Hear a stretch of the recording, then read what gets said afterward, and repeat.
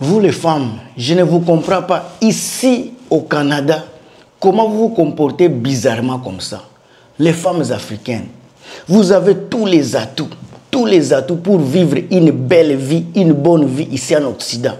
Vous avez tous les atouts. Vous êtes belle, vous êtes jolie, vous avez des bons corps, mais vous vivez toujours dans une vie de médiocrité ici en Occident. Je ne comprends pas, je ne vous comprends pas. Je ne vous comprends pas. Les femmes mariées, vous avez quitté l'Afrique tout en espérant vivre une bonne vie, une belle vie ici en Occident. Mais quand vous arrivez ici, c'est dans la galère. C'est vous qui êtes ici des panels sur les TikTok. Vous ne savez même pas quoi faire avec votre vie ici en Occident. Et si vous appelez des femmes mariées, je vais vous dire quelque chose aujourd'hui dans la vidéo ici. N'oubliez pas de mettre les commentaires. Si vous aimez les commentaires, vous avez quelque chose à ajouter, mettez les commentaires. Si vous aimez le contenu de la vidéo ici, mettez les j'aime. Et si vous n'êtes pas encore abonné, abonnez-vous à la chaîne ici. Parce que je vais vous donner des révélations qui vont changer votre vie dans la vidéo ici. À chaque fois que je me promène ici, par-ci, par-là, ce sont des femmes qui sont toujours bien habillées, qui sont toujours... Vous allez voir tout ce dont vous avez besoin sur une femme. Les femmes africaines en ont. Mais ce sont des femmes qui vivent dans la misère, dans des soucis, dans des cauchemars dans leur foyer ici en Occident. Je vais vous poser d'abord une question. Depuis que tu es marié, toi tu te crois une femme mariée. Tu as quitté l'Afrique et tu es marié ici en Occident. Tu es marié ici en Occident. Vous avez un compte bancaire à couple. Vous avez un compte bancaire. Vous êtes ici pendant plus de 10-15 ans en Occident. 15 ans en Occident. Mais si on regarde dans vos comptes bancaires, vous n'avez même pas 15 000 $. Ou bien 20 000, laissez-moi dire 20 000 $. Pendant 15 ans, tu es marié. Il n'y a même pas 20 000 $ dans votre compte bancaire. Pendant que tu vis en Occident. Est-ce que ça, ce n'est pas sorcellerie? Il y a beaucoup de choses que je vais vous dire dans la vidéo ici. Je vais vous poser la question, vous les femmes mariées, il y a les gens qui pensent qu'ils sont mariés, mais ils ne sont pas mariés. Vous êtes parti, je sais pas, à la mairie pour certifier votre mariage, mais vous vivez comme des célibataires. Beaucoup de femmes ici en Occident vivent comme des célibataires. Ils se croient mariés, mais en réalité ne sont pas mariés. Dis-moi le jour où vous êtes sortis avec un couple, à famille, toi, ton mari, soit et les enfants, vous êtes sortis. Une sortie, je ne dis pas aller acheter la nourriture à la famille. Une fois par exemple par an, vous avez pris l'avion, aller par exemple quelque part pour fêter. Vous travaillez pendant 15-20 ans, n'est-ce pas?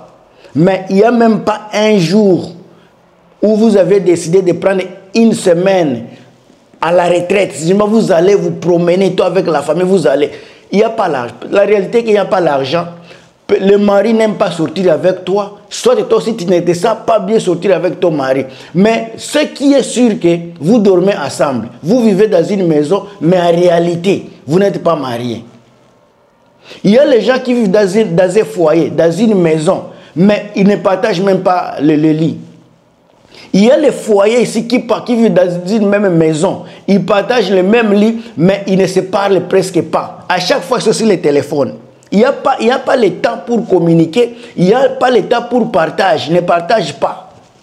Tout ce qu'ils vont, quand ils vont se parler, c'est le parler. Il y a les problèmes de factures, comment ils vont payer ceci, ils vont payer cela. Pendant que d'autres familles, les familles qui sont bien établies, les familles, vous allez voir d'autres familles qui sont bien établies, bien assises, qui vivent le vrai mariage, ils ne parlent pas des factures, ils parlent des investissements. Les familles qui sont bien assises ne parlent pas des factures, qui va payer ceci, qui va payer cela. Ils parlent des factures, ils parlent des projets, ils parlent des investissements. C'est comme ça, femme, quand vous vous asseyez, tu parles à ton mari. Ma chérie, comment vont les investissements que nous avions faits? Notre projet là pour construire maison là, ça arrive où? Ou bien l'argent que nous avions mis, dans la banque il y a quelque temps. Quels sont les intérêts que nous avions? Donc, on parle des investissements, on parle des projets. Mais c'est que la communauté africaine ici en Occident, il ne parle pas des projets. Il parle des factures. Il parle des papatos dans les quartiers. Qui a tapé qui? Il y a polémique de la musique, c'est dans la maison. Les couples, ils parlent de la musique.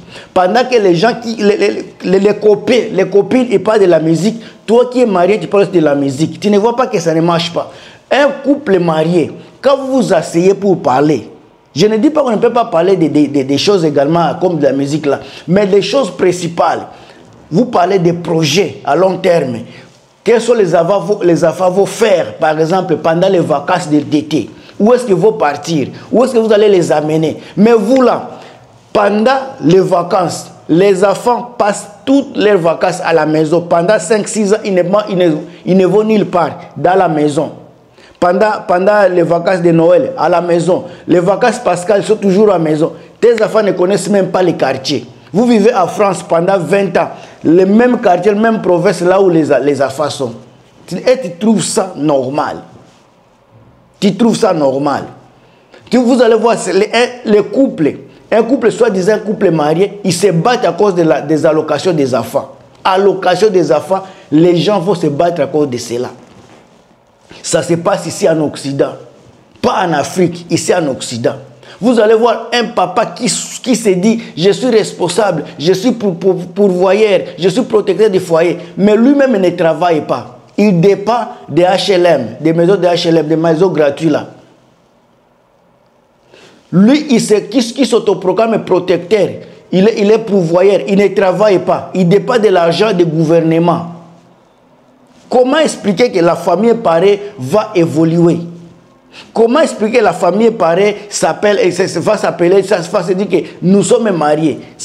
Tout ce que vous faites là et les gens qui ne sont pas mariés font les mêmes choses. Je pense qu'un famille, un couple qui est vraiment marié, qui s'appelle marié, ils ont fait le mariage. Quand les choses qu'ils vont faire doivent être différentes à d'autres personnes. Vous devez être spécial et spécifique. Parce que dans les mariages là, on dit la femme est votre aide. On ne peut pas aider quelqu'un qui n'a pas de projet. On ne peut pas aider quelqu'un qui n'a pas de rêves. Dis-moi, tu épouses une femme. Elle va t'aider avec quoi? Si toi, tu n'as pas de projet. Elle est là pour t'aider. Mais ce que je vois ici en Occident, ce sont les hommes qui aident les femmes. Les femmes deviennent des protecteurs, des pourvoyeurs. C'est elles qui font tout. Et les hommes sont là pour le bien-être social. Et c'est eux qui sont en train de... Mes chers amis, il y a beaucoup de femmes ici en Occident qui souffrent. C'est elles qui vont aller au travail. Les hommes sont là au téléphone matin jusqu'au soir. Il faut passer par des politiciens. Ils sont là pour donner des promesses inutiles, les promesses qui ne seront jamais même mises à jour. Je vais travailler demain. J'ai un projet pareil. Mes chers amis, ici en Occident, tu travailles et tu fais ton projet. Il ne faut pas rester à la maison et dire je cherche le projet. Tu laisses maintenant la femme faire tout pour toi, tout pour la maison. Le jour où elle va faire les fidélités, c'est toi qui dois plaire. Il y a beaucoup, mes chers amis, beaucoup de femmes ici souffrent. Alors quand tu vas amener ta femme ici en Occident, si tu es encore en Afrique, tu espères amener ta femme en Occident, il faut être un homme de vision. Il faut être un homme de projet. Il faut bien établir votre vision, votre plan dans le mariage. Puisque ici en Occident, à moindre geste, votre mariage va finir. Ici, on ne joue pas, ici, on ne blague pas. N'oubliez pas que toutes les lois sont à faveur des femmes. Toutes les lois. Alors, si une femme te donne la chance d'être un pourvoyeur, d'être un protecteur, il te donne la chance de vivre une vie de mariage, un foyer de mariage, il ne faut pas tomber la femme là. Il faut la protéger, il faut vivre avec elle avec beaucoup d'amour, beaucoup d'affection. Beaucoup de femmes que je vois ici, beaucoup, elles se disent, moi je suis mariée, mais en réalité, elles ne sont pas mariées. En réalité, les femmes là ne sont pas mariées. Elles vivent dans une vie de copinage. vie de copinage. Ce sont des femmes là même qui sont à la base de la réussite de leur foyer. Les hommes, quand ils arrivent ici en Occident, c'est elles qui disent, moi je ne peux pas payer des taxes. Ici, chez nous, on fait ceci. Et pas maintenant, là, tu n'es pas chez vous. Maintenant, là, tu n'es pas chez vous. Tu es dans un autre pays. Un pays où tu dois être responsable. Ce n'est pas à ta femme ce n'est pas ta femme qui va te montrer quoi faire. C'est toi qui dois orienter ta femme. C'est toi qui dois orienter ta famille. Mais ce que je vois ici en Occident, ce sont les femmes qui orientent les enfants, ce sont les femmes qui orientent même les hommes. Les foyers, ce sont les femmes qui sont devenues les responsables des foyers et sont devenues comme les pères de la maison. Et les hommes sont là juste comme des statues. Il faut que vous, les hommes, vous puissiez arrêter ces choses-là. Et vous, les femmes, mes chers amis, réveillez-vous, réveillez-vous, réveillez-vous. Ici, en Occident, ce n'est pas toi de prendre ton mari à charge. C'est lui qui doit te prendre à charge. C'est lui le responsable. Je sais que la vie n'est pas facile, la vie est difficile, mais on doit s'entraider. On doit voir également, on doit voir d'abord l'effort de l'homme. À partir de l'effort de l'homme, on va s'ajouter l'effort de la femme qui vient comme aide pour t'aider à booster votre système social. Maintenant, je pense que vous avez compris le message, vous les femmes. Qu'en dites-vous de la vidéo ici? Est-ce que tu vis dans un foyer vraiment ou bien tu vis dans une vie de copinage?